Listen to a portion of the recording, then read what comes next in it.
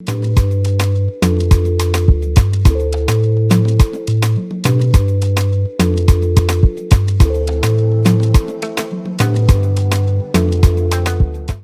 that's It Me by Kygo here featuring Selena Gomez. Good morning. It's the Max Breakfast Show.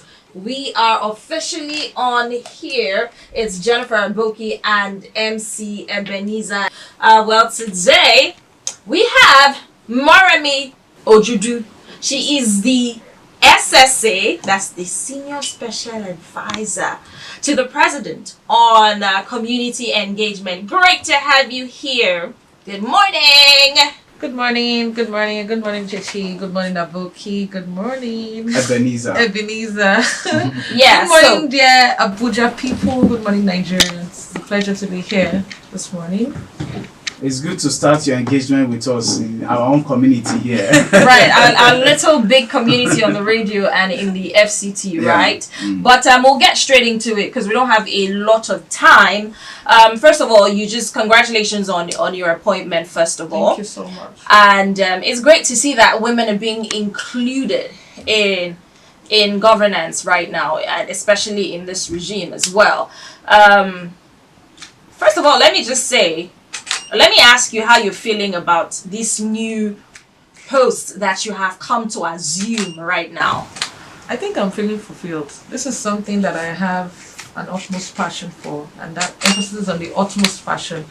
You know, it's something that I'm so excited about. It's something that is just a natural field to me. So I feel very fulfilled and excited for the work ahead. All right, for the work ahead. So let's get into it. What is for you right now being the SSA on community engagement, what is it that you will be doing? What is the community engagement all about? Because people hear, community engagement. Well, we know that it's all encompassing. It's a whole lot when it comes to the description and what it is that you will be doing. So what is it basically about that and what you're going to be doing? Basically, community engagement is it's just simply bringing government closer to the people, deepening democracy values, and also ensuring that we're able to eradicate poverty at its barest minimum. And that's through empowerment. That's also through, giving people more resources for their use. Oh, okay. Okay, that's very interesting. So, you know what's been on the lips and on the minds of every Nigerian since we're talking about community engagement. There's the whole Mohbad situation. And I think you went to pay a courtesy visit, right? Yeah. So you went to pay a courtesy visit, and a lot of Nigerians have been seeking justice or want to know what's going on. Autopsy has been carried out for sure, and they're telling us, be patient, things would unfold, and then we would know what's happening and the next step. So I know that as your role as the SSA on community engagement, you have paid that courtesy visit. I want to also know if you are in communication as a community engagement specialist right now. If you're in communication, if there's some form of synergy between your department, your part, and also the police as well in terms of answering the questions and making sure that this case is seen to the end and it's thoroughly dealt with, so that people don't look at, there's foul play. You know how people talk, there's foul play going on. So what is it, and what should we be expecting at this point in time? So we had a meeting with some police officers yesterday, and we're able to understand how far they've gone with the report. And I can assure Nigerians that justice will be brought to serve, as I said earlier. And we should just wait for more investigations to take place. There's a lot of questioning going on, amidst his team, where we're calling some of his team members to answer questions. So this takes a process. This takes a while. So the investigation is right now, in full gear, and I can assure us all that this is a particular issue that that is very important to the government. Yeah. It's going to give us better props. So we're very interested in this. All right. Okay, make I just quickly follow up with talking about community engagement. I want to believe that this is the first time we're actually having this particular portfolio. How optimistic are you that down to every community they are going to actually feel the impact of this renewed hope? How optimistic are you? down to the community. Now that we have someone that engages with the community and also a senior special advisor to the president. Senior special assistant. A senior special assistant, yeah. Okay. I think Nigerians should be happy. So already we are 5 of us that have been nominated in different zones. I represent the Southwestern zone. And I can tell us that we are very, very ready to take this renewed open agenda down to the doorsteps. Not just communities, but to each doorsteps. And they should be assured that the manifesto and the plans the government have for the people will definitely be fulfilled. So this is something that I think Nigeria should just wait. We're still trying to build a team and ensure that everything is properly set.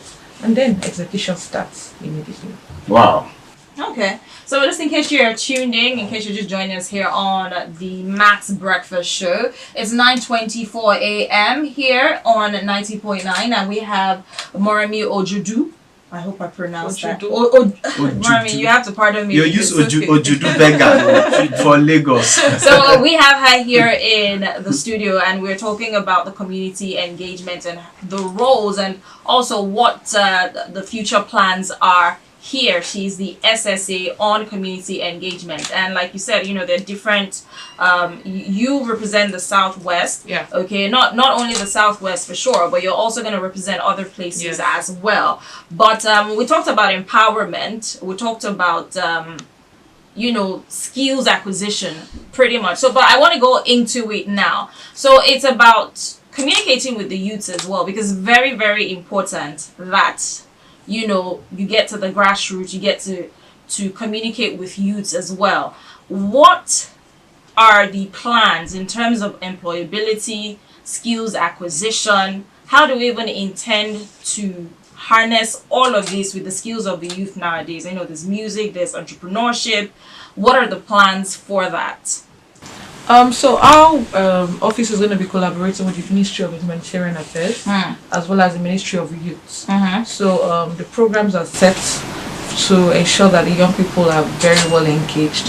One of the issues that is dear to us is the issue of drug abuse.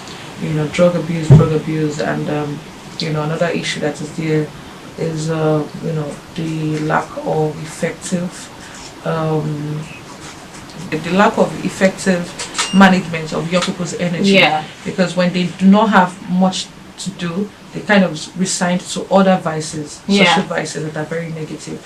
So we are going to be ensuring that we roll out MSMEs, with the SMEDA, that's the Small Medium Enterprise Development Agency of Nigeria, and there's going to be a lot of empowerment and reviving our technical schools. Do you understand? So it's not just about the universities, or we're also going to be paying attention on technical schools, knowing that young people have such diverse talents, such diverse energies, and it's important for us to channel that to productive use. So carpentry, different things, poultry farming, subsistence farming, and so much more. And there's going to be adequate support from the government. Adequate support. But how do they even try to communicate with you? Because you're talking about the support. Now, it's one thing to have support. It's another thing to be able to reach out to these people and these people reaching out to you. So is there an action plan for that in terms of being reachable? Because it's one to say, oh yeah, we're going to do this, we're going to do that. But how are you going to be visible? And how can they even communicate back and forth with this whole program? I must assure them that we are very accessible. The number of that's for me and my colleagues from the different zones. We're very accessible via social media. Already we've been getting messages, we've been getting a lot of responses, collaborations, proposals, and ideas. So I want to assure them that we're very reachable. There's going to be a communication plan, that's phone lines, websites, that they can reach us, or even applications. We're working on an application that would be very seamless for communication. Okay. Make I just follow up on this question, talking about reaching out to the youth and also to our various community. One of the things, the wave we don't hit Nigeria recently, now this Japa wave. Everybody want to Japa. People are Japaing. What do you think? What do you think can actually make people change their mind from Japaring? especially this young Nigeria. Because if the young people, all of them come out, who go call remain for here? I understand. It's entire us too. So one of my friends just tell me now this morning say she did jackpot. I say, what's the apple? But one of the things where I want to assure them is say Ashiwaju has come to fulfill the renewed mandate. Ashiwaju has come, is on board right now to ensure that patriotic, that spirit, that renewed pride is revived in every Nigerian. So I just want to implore Nigerians, just a little time for us to put finishing touches to our plans. And then they would see the need to just stay back in the country and participate in reviving our country's industries and the sectors around our country. So I want to appeal to them to just ensure that, things are being put in place. I can't really, roll out all the plans because I'm still putting finishing touches to it. But I can tell you that for a fact that with a lot of focus on our education, the ASU strike will become a thing of the past. Okay. And it's going to be also, a lot of plans for the farmers in terms of agriculture. There's going to be lots of foodstuffs, and all of that will be revived. So they should just please bear with us. So my friend, where they listen to us now and they listen to you, who just got his Canadian visa, I can just tell him to come back. May go first or make. He go come back. He go come back. It's alright. He don't get visa already, so he go one first go explore, but he go come back. Nowhere like home. You heard it. He go come back. Nowhere like home. It's Big 7 by Burna Boy right here. It's 90.9 Max FM.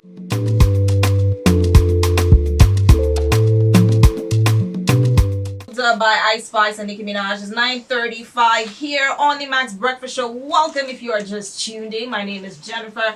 We have Aboki in the building and Beniza as well. But we have a guest, most importantly. She is the SSA on community engagement, talking about Moremi Ojudu.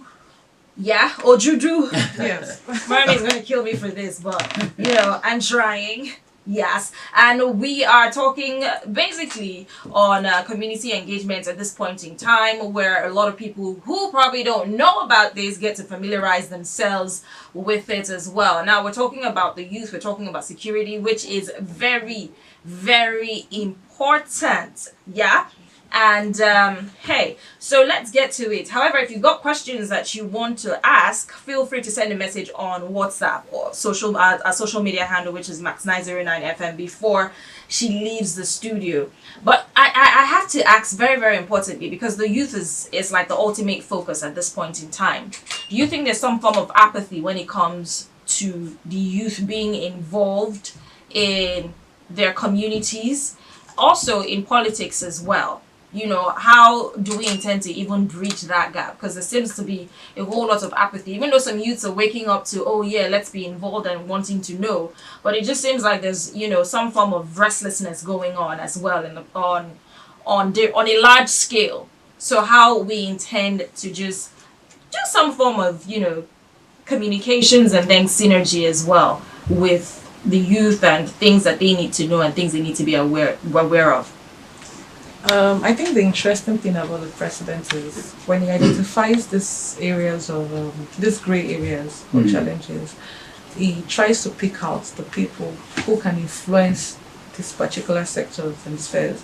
For me as a person, I'm a strong youth activist. I'm a very strong youth development advocate as well. So being in this position gives me that better platform to understand and relate with people of my group. So I think personally we have what it takes to engage them, because we are in this together. We understand their issues, we understand the energies, we understand how disturbing they can feel. So when you understand something clearly, you are able to communicate better because you've been in that position, you've walked in those people's shoes. So I can tell you for a fact that we're going to ensure that we deepen democracy, ensuring that we bring the democratic values to them through, proper engagement. It's not just engaging and talking. It's about very intentional engagements, things that would support them, things that would, Twitter Space is another very interesting platform we're going to use, the social media and everything. So we have what it takes, and I can tell you for a fact that with regards to political apathy, that is gradually subsidize. Sorry, that is gradually coming down. The apathy. Look at the last elections. You can see the number of young people that turned up for the elections. So we're going to work better on that to engage them and let them know that it starts from you. You need to be a political gladiator. I mean, yeah, you just talked about social media as well. Being with social media as a catalyst, it spurs a whole lot of movements, a whole lot of thought processes, and all of that. But the very important question now is that people feeling like, especially the youth who are very in tune with social media, digital space now is where there's a whole lot of money, and people make a living off of the digital space. Is there any way that these youths don't feel stifled, or freedom of expression isn't exactly stifled as well? Because some people will be scared, like, oh, I want to go on social media and speak about this, but will I get picked up? Will I, this is some form of community engagement. Social media is some form of community engagement because that is a sub group on its own. So should there be some kind of fear when it comes to speaking or even engaging, or something that, let's just have that freedom of speech to communicate and engage with our community people? So yeah. Okay, when you speak about speaking, freedom of speech, it's also important for us to reorientate minds, because it's one thing for you to speak and it's another thing for you to communicate appropriately and effectively. We don't want fake speech or everywhere. We want you to be able to speak to the issues without any form of trying to paint it in a very incredible manner. So speak to the issues, speak clearly, speak without sentiment, and just speak in a way that we can understand. We don't want, so one of the things I'm going to be taking up, or we're going to be taking up in our office, is to ensure that we're able to reorientate minds. Because it's not just about but we need to reorientate them on the effective use of social media. There's a lot of fake speech everywhere, and so they need to be properly orientated. They need to understand that you need to do the right thing. So give us pictures, speak reality. And that's one thing that we have to work on, particularly for the young people. Do you understand? All right. Okay, like for the case of, we talked about artisans, carpenters, and all of these people that can get support. But one people whereby they are safe, you be like say they rise. Now, like people on social media, you have social media comedians, then you have artists, like the case of Mohbad, who is still under investigation, who worked with a record label before and tried to start on his own. Is there a way that the youth who have talent can be engaged, that they can rise? I don't want to say independently now, with the support of the government, that the government wants to say this is a means of empowerment for the youth. Absolutely. And that's why we have the new ministry called the Ministry of Culture and Entertainment Economy. And Creative Economy. So the Creative Economy Ministry is going to cover that for them. So there's going to be a proper channel to ensure that these people are able to express this talent, and then give them the right support and platform for them to shine. So that is also going to be looked at.